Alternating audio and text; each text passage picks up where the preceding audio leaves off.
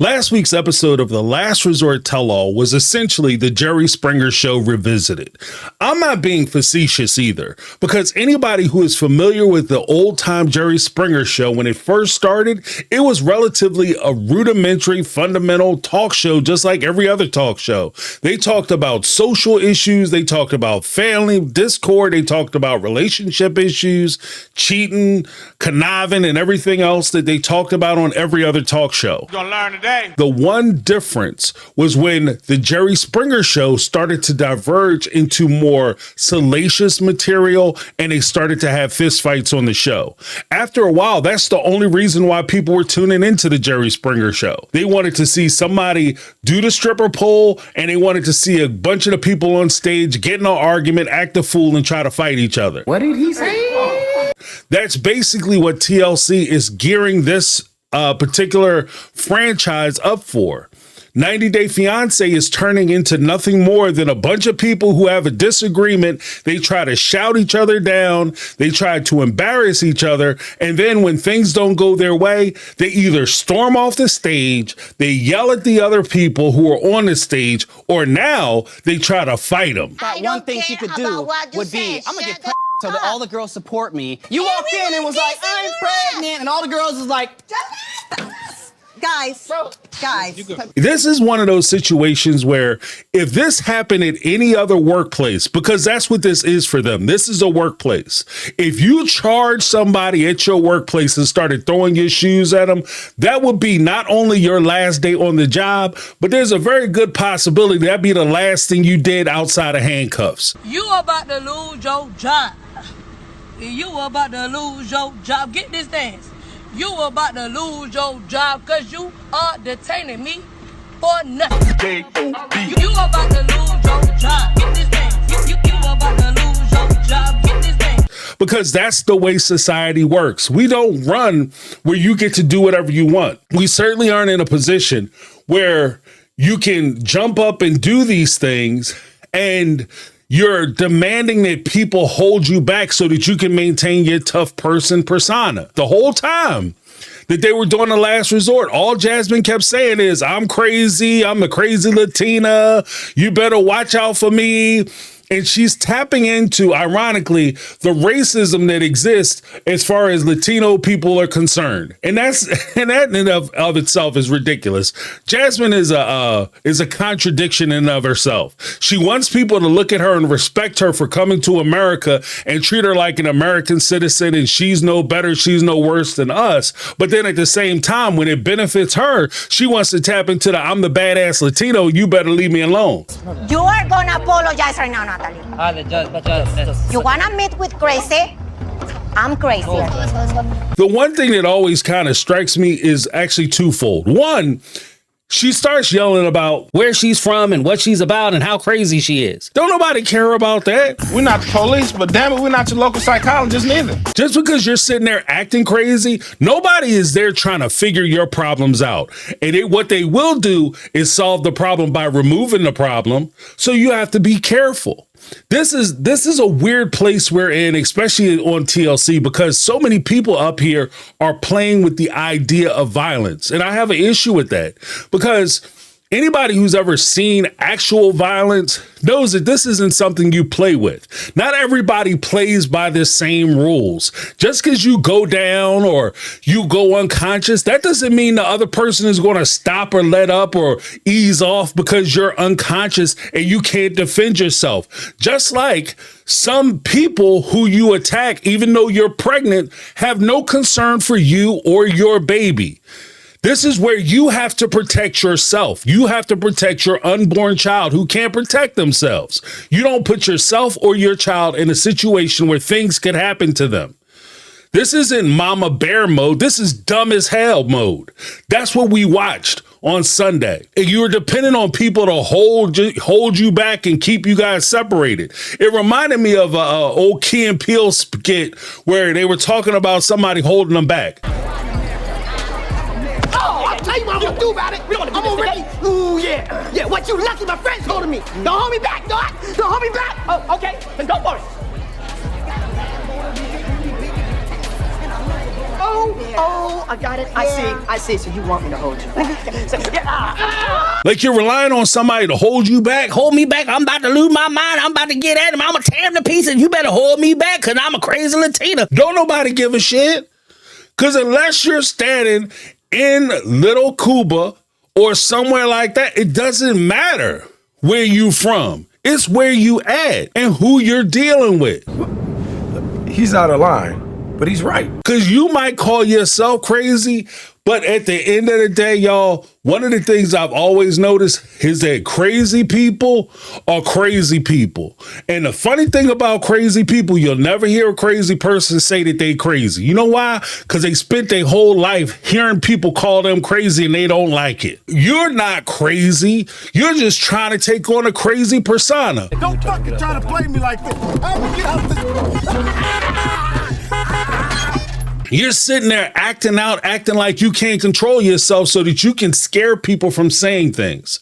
This is something that we actually saw historically with Angela Deem, who is also a previous star from the 90 Day Fiancé franchise. Angela Deem rose to prominence, not because she was so interesting to watch. She rose to prominence because she was so volatile. Becca.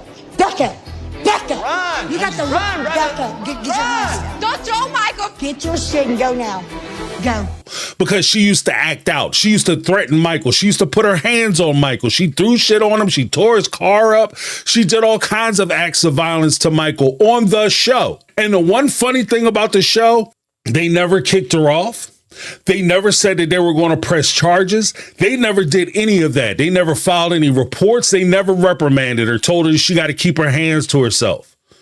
And that's what we're seeing here now.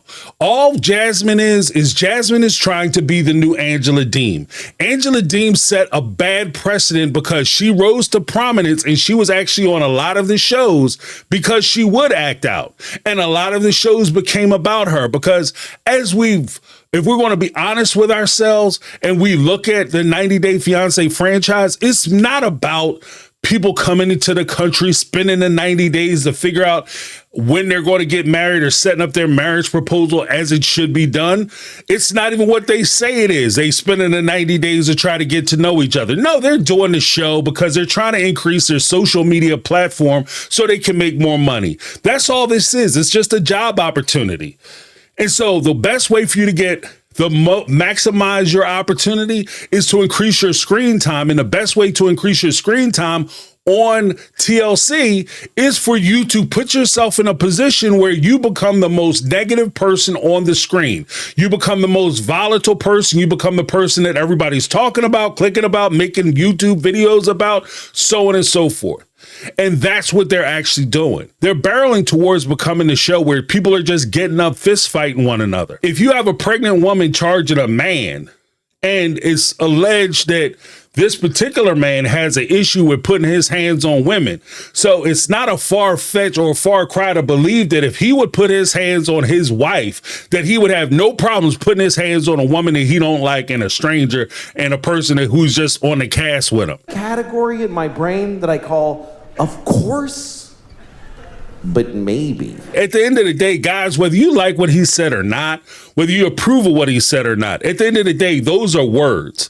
And in the real society, when you deal with real laws, if she were to actually do something to him and hurt him, or she really came into contact with him, Rob could press charges on her, pregnant or not.